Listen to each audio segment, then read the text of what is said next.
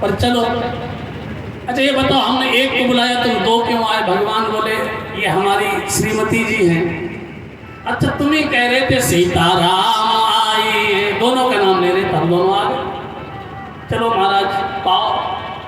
अब भगवान को भोजन कराया, अपना भी भोजन किया, चले गए भगवान। वो लौट कर आया, उसने अपने गुरु जी को तो कुछ बताया नहीं, उससे लगा कि भगवान ऐसे आते होंगे, कोई नई बात हो रही है। अगली एकादशी आई तो उसने गुरु जी से कहा गुरु जी थोड़ा राशन बढ़ा दो। क्यों? बोले आपने कहा था ना भगवान को भी खिला देना। उन्हें बुलाया तो जोड़े से आए, दो लोग आए, तो आज थोड़ा राशन बढ़ा के दो। गुरु जी ने सोचा इसका पेट नहीं भरा होगा, थोड़ा राशन बढ़वा दिया, बढ़ा करके दिया। अब वो गया गंगा में स्नान किया और भोजन बना के तैयार किया और फिर प्रार्थना करी सीताराम आई, राजा राम आई, मेरे भोजन का भोजन लगाई। सीताराम आई, राजा राम आई, मेरे भोजन का भोग लगाइए, मेरे भोजन का भोग लगाई, मेरे भोजन का भोग लगाइए। अब की बार जब बुलाया उसका भाव देखकर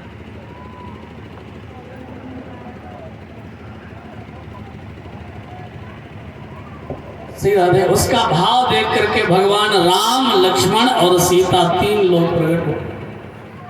अब वो लक्ष्मण जी को देखे बार बार, राम जी बोले क्या देख रहे हो? महाराज ये बताओ ये कौन है तुम्हारे? उस दिन हमने एक को बुलाया तुम दो आए, चलो एक के साथ दो चल जाते। अब आज एक को बुलाया, दो को बुलाया तो फिर तुम तीन आए, ये कौन है?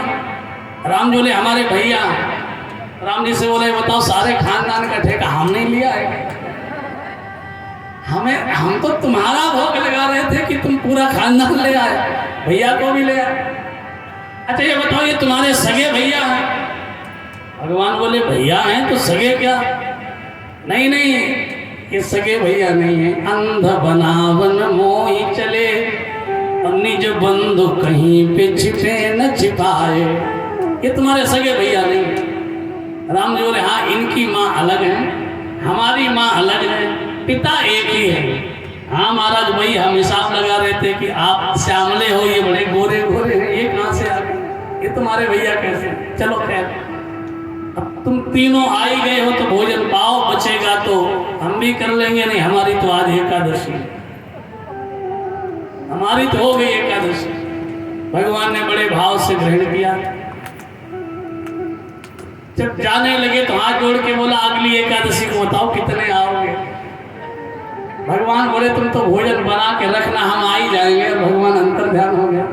अगली एकादशी को गुरु जी से बोला गुरु जी आज राशन और बढ़ा दो। क्यों? बोले उस दिन एक का इंतजाम किया वो दो आए, अब दो का इंतजाम किया वो तीन आए। गुरु जी ने हिसाब लगाया कि भगवान तो कभी आते ही नहीं है, गुरु जी की जिंदगी में तो कभी आए नहीं। सोचा भगवान थोड़े आए होंगे, ये राशन बेच लेता है, आज ये जितना मांगे उतना इसे दे दो और इसके पीछे पीछे चलेंगे, देखें क्या करता है। वो गया। अच्छा वो भी बड़ा चालाक भक्त था, उसने सोचा पता नहीं आज कितने आए, तो सोचा कि भोजन बनाएंगे बाद में, पहले बुला लो इन्हें, फिर हिसाब लगा लेंगे कि अगर हमें मिलता दिखेगा तो बनाएंगे, नहीं कौन मेहनत करेगा। तो भोजन बनाया नहीं और प्रार्थना करने लगा सीताराम आई, राजा राम आई, मेरे भोजन का भोग लगाइए। सीताराम आई, राजा राम आई, मेरे भोजन का भोग लगाइए, मेरे भोजन का भोग लगाइए, मेरे भोजन का भोग लगाइए। प्रार्थना करी तो देखते देखते राम दरबार प्रकट हो गया। राम लक्ष्मण भरत शत्रुघ्न हनुमान जी सुग्रीव नल नील जामवंत सब प्रकट हो गए। सब प्रसन्न होकर के भगवान से बोला कि हमें पता था कि तुम यही करोगे, हमने बनाया ही नहीं, हमें तो पहले से ही पता था तुम्हारी हरकतें हैं, हमने इसीलिए बनाया। अब ये रखा राशन, आराम से बनाओ और भोग लगाओ, बचे तो हम भी खा लेंगे, नहीं हमारी तो आज पक्की एकादशी हो गई। भगवान ने कहा भैया इतना भाव से खिला रहा है तो बनाना ही पड़ेगा। श्री भरत जी से राम जी ने कहा, श्री भरत जी भंडारे बनाने लगे, चुन के लकड़ी लखन लाल लाने लगे। चेले चूल्हा इधर और उधर शत्रुघ्न, साग भाजी अमनिया बनाने लगे। शत्रुघ्न ने सब्जी अमनिया करी, लक्ष्मण लकड़ी ले आए, भरत जी ने रसोई और जानकी माता ने अपने हाथों से आज भोजन बनाया। और सब परिवार बैठा है, वह भी बैठा हुआ है, सब भोजन कर रहे। तब तक गुरुजी आ गए। गुरुजी ने देखा ये चेला अकेला ही बैठा हुआ है। उससे कहा कि कहाँ है भगवान, तो कहता था दो तीन आते हैं, कहाँ है? गुरुजी से बोला कि देखो आज कितने बैठे हैं। गुरुजी बोले हमें तो कोई नहीं दिखता। तो भगवान से बोला क्यों महाराज, तुम हमें दिखते, हमारे गुरुजी को क्यों नहीं दिखते? भगवान बोले बेटा हम तुम जैसे सरल लोगों को ही दिखते हैं, हम बड़े बड़े इन कठिन लोगों को नहीं दिखते, हम इन बुद्धिमानों को नहीं दिखते, हम तुम्हारे जैसे सरल भक्त को ही दिखते हैं। तब गुरुदेव समझ गए कि इसकी सरलता पर राम जी रीझ गए। उन्होंने प्रार्थना करी बेटा मुझे भी राम का दर्शन करा दो। तो देखो शिष्य के कहने पर भगवान का दर्शन शिष्य ने अपने गुरुदेव को भी करा दिया। भगवान केवल सरलता से ही रीझते हैं। राम ही केवल प्रेम पिया, राम ही केवल प्रेम पिया, जान ले हो सोई जान निहारा, जान ले हो सोई जान निहारा, जान ले हो सोई जान निहारा, जान ले हो सोई जान निहारा। भगवान को केवल प्रेम ही प्रिय है। इसलिए अम्बरीश जी भगवान का भजन करते, दुर्वासा जी उनकी परीक्षा लेने आए। एकादशी का व्रत करके अगले दिन द्वादशी को उद्यापन कराना था। दुर्वासा जी आए, अम्बरीश जी ने उनका स्वागत किया, महाराज भोजन प्रसाद ग्रहण करके जाए। पर दुर्वासा जमुना नहाने चले गए।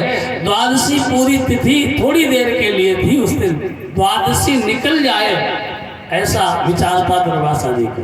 एकादशी व्रत करें उसका नियम है, द्वादशी तिथि में ही उसका पारायण हो जाए। अगले दिन द्वादशी रहते रहते, और द्वादशी अगर थोड़ी देर है उसी समय अपने व्रत को खोल लेना चाहिए, पारायण कर लेना चाहिए। 2 घड़ी के बाद त्रयोदशी लग रही थी और दुर्वासा जी सोच रहे थे त्रयोदशी लग जाए तब जाएंगे, तो इनका द्वादशी को पारायण हो नहीं पाएगा, एकादशी का सारा व्रत भंग हो जाएगा। ब्राह्मणों ने अम्बरीश जी से कहा कि तुम ठाकुर जी का चरणामृत ग्रहण करो तो पारायण भी हो जाएगा और कुछ खाओगे भी नहीं। अम्बरीश जी ने जैसे चरणामृत भगवान ने खा लिया तभी दुर्वासा आ गए। अच्छा मुझे निमंत्रण देकर बिना खिलाए उन्हें खुद कुछ ग्रहण कर लिया है। जटा पकड़ करके पटकी, एक कृत्या राक्षसी प्रकट हो गई दुर्वासा जी को। अम्बरीश जी को खाने के लिए दौड़ी, भगवान के चक्र ने उस कृत्या को तो मार ही डाला, दुर्वासा जी को मारने के लिए चक्र दौड़ा। दुर्वासा जी तीनों लोकों में भागते फिरे और जहां जहां गए भगवान का चक्र उनके पीछे। जथा चक्र भय ऋषि दुर्वासा, सब जगह भटके, भगवान की शरण में गए। भगवान से कहा प्रभु आप ही मेरी रक्षा करो। भगवान ने कहा दुर्वासा जी यद्यपि मैं स्वतंत्र हूं लेकिन अहम भक्त पराधीन हूं, मैं अपने भक्त के लिए पराधीन हूं। स्वतंत्र इवत जा, अगर कोई व्यक्ति मेरा अपराध करे, भगवान कहते हैं अगर कोई मेरा अपराध करे तो मैं उस पर कभी क्रोध नहीं करता, लेकिन अगर कोई व्यक्ति मेरे भक्त का अपराध करे तो भगवान कहते हैं कि जो अपराध भगत कर कर कि जो अपराध भगत कर कर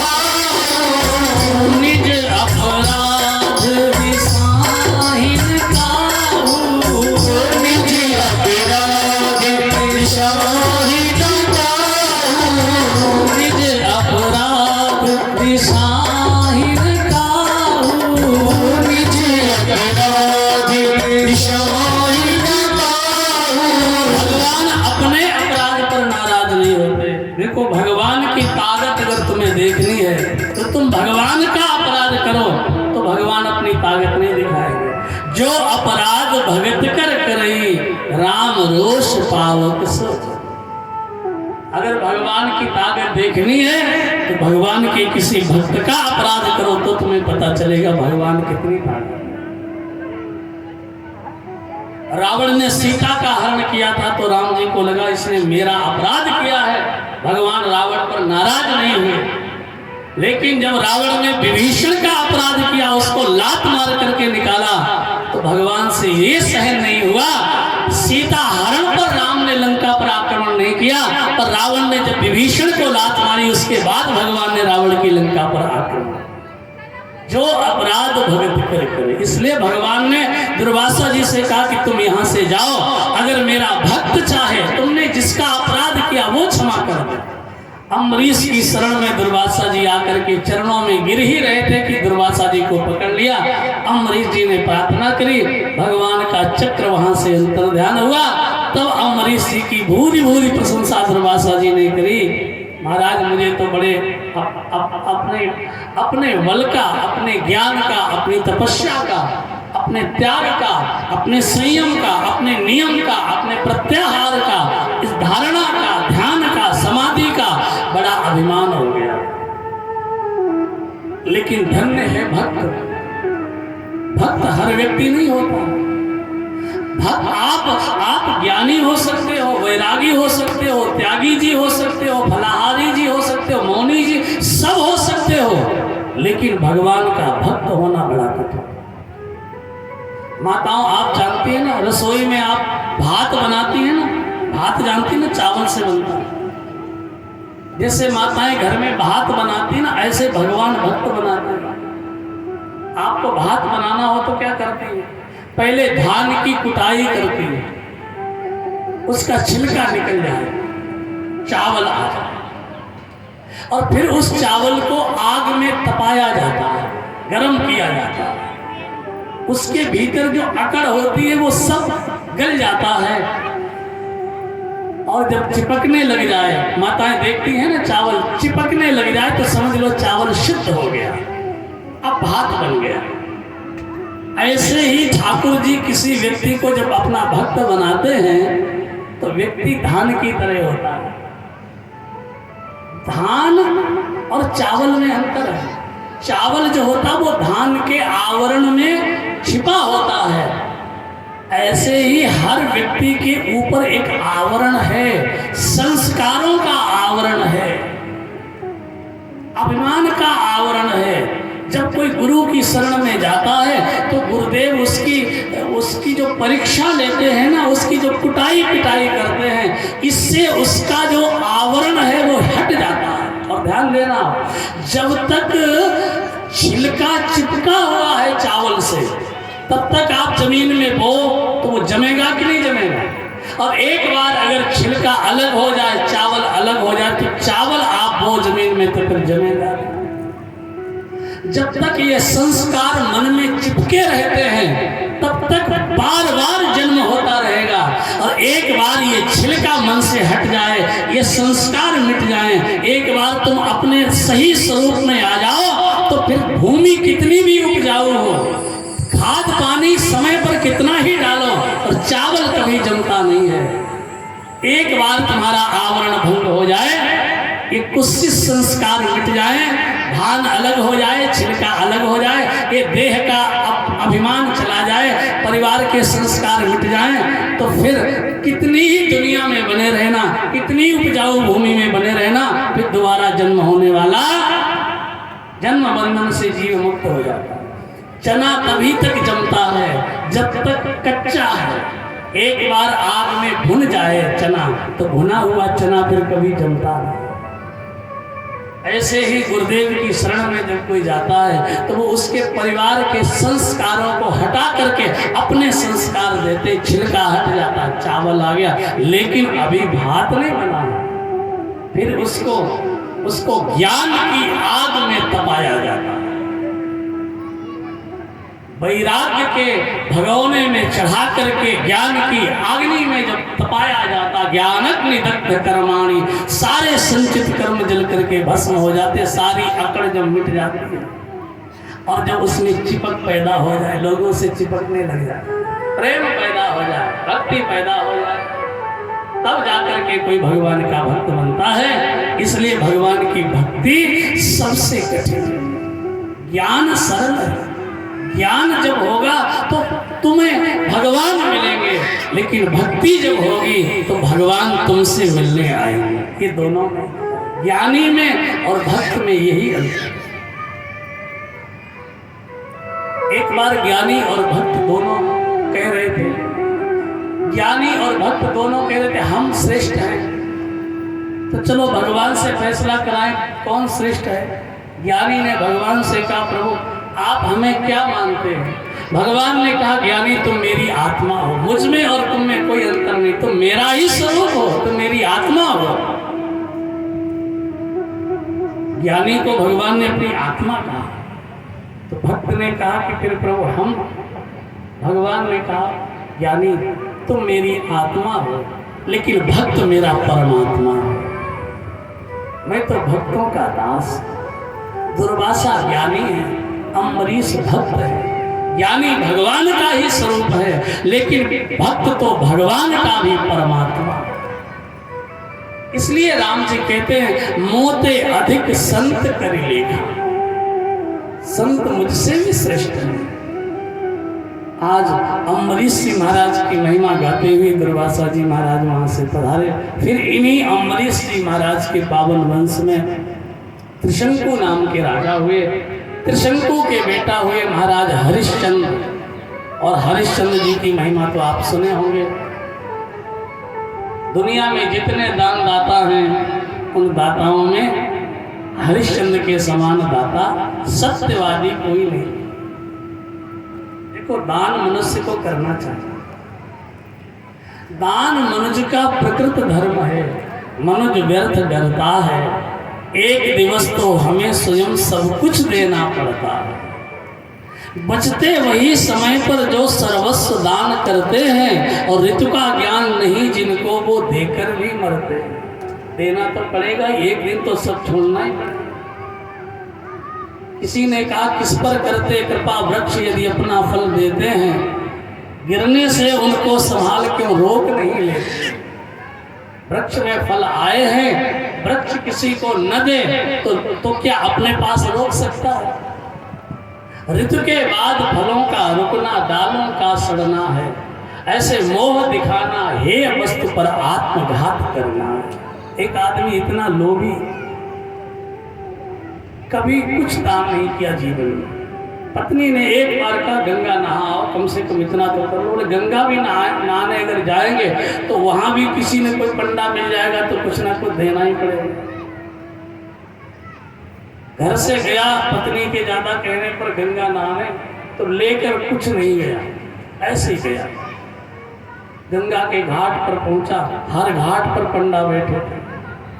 सोचा किस घाट पर नहाए जहाँ कुछ देना ना पड़े, तो एक जगह बोर्ड लगा था, उस पर लिखा था शमशान घाट। उसने सोचा यहीं नहा लेते हैं, यहाँ कोई पंडा वंडा नहीं, कोई झंझट नहीं। अब शमशान घाट में वो जैसे घुसा गंगा जी नहाने, डुबकी लगाई तो भोले बाबा को मजाक सूझा, वो पंडा बनकर प्रकट हो गया। जैसे डुबकी लगा के ऊपर आया तो शंकर जी पंडा बने हुए बोले जजमान की जय हो, जय हो।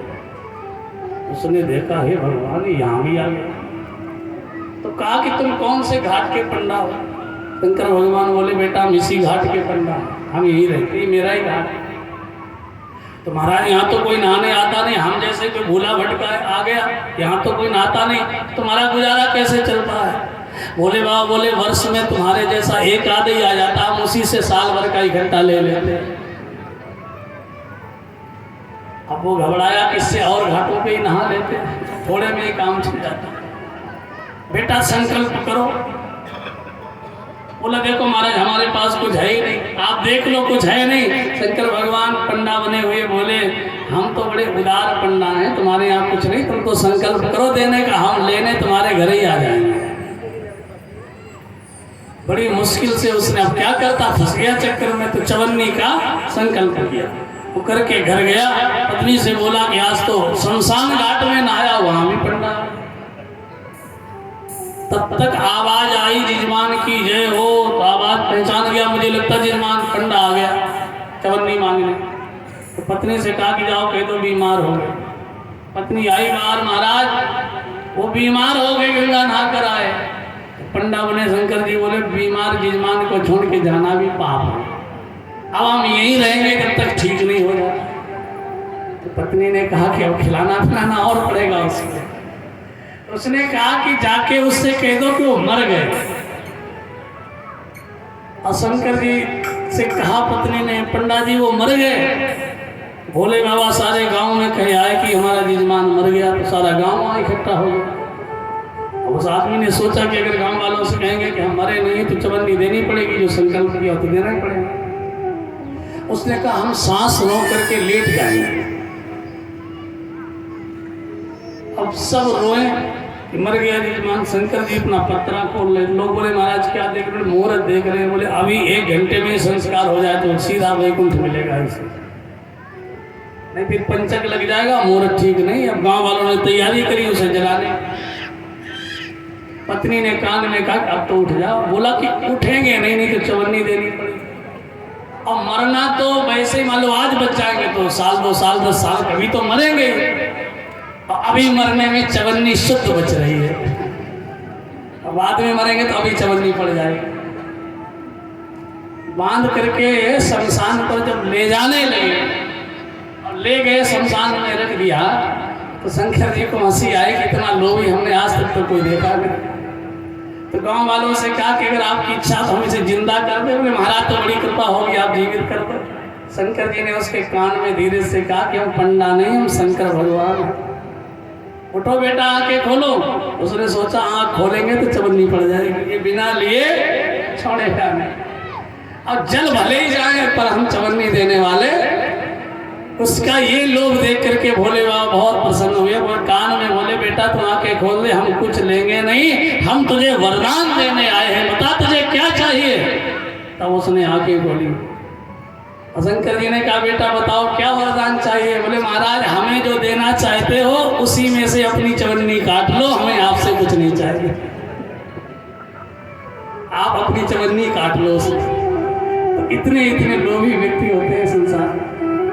एक दिवस तो स्वयं हमें सब कुछ देना पड़ता है। इसलिए राजा हरिश्चंद्र ने अपने सत्य की परीक्षा दी। और जब भगवान वो तारावती जब अपनी साड़ी फाड़ने लगी देने के लिए, शमशान में अकेला बेटा था हरिश्चंद्र जी का रोहित, उसे सर्प ने डस लिया। तारावती रोहित के शव को लेकर शमशान में पहुंची कि मुझे देने के लिए कुछ नहीं है और इस शमशान घाट पर मेरा पति बैठा हुआ है। जब पहुंची तो हरिश्चंद्र ने कहा देवी कुछ तो देना पड़ेगा, मैं अपने मालिक से झूठ नहीं बोल सकता, क्या दूं। इस समय तारावती ने अपनी आधी साड़ी फाड़नी चाहिए। उसी समय भगवान ने गरुड़ से कहा गरुड़ जल्दी करो, अगर ये साड़ी फट गई तो ये साड़ी नहीं फट रही है, ये धरती और वैकुंठ के बीच का आवरण फटा जा रहा है। दोहरी धृति खगेश पट छीने नरेश लेत, मिटे ना कलेश फेरी अबला उघारी को। भगवान प्रकट जय जय जय करते हुए प्रगटे कृपा निधान, हुआ न होगा अब तलक दानी हरिचंद समान। बोले भक्तवत्सल भगवान की जी। भगवान ने आशीर्वाद दिया हरिचंद तुम्हारे इसी पावन वंश में मेरा आशीर्वाद है। तुम जैसे भक्त को देख करके मेरा मन होता तुम्हारे वंश में जन्म ले लूं। जाओ मैं वरदान देता हूं तुम्हारे वंश में मैं पुत्र बनकर आऊंगा। भगवान इन्हीं हरिश्चंद्र जी के वंश में आगे सगर हुए, सगर के बेटा असमंजस हुए, अंशुमान हुए, दिलीप हुए, महाराज भगीरथ हुए जो भगवती गंगा को धरती पर लाए। फिर इसी पावन वंश में खटवांग नाम के राजा हुए।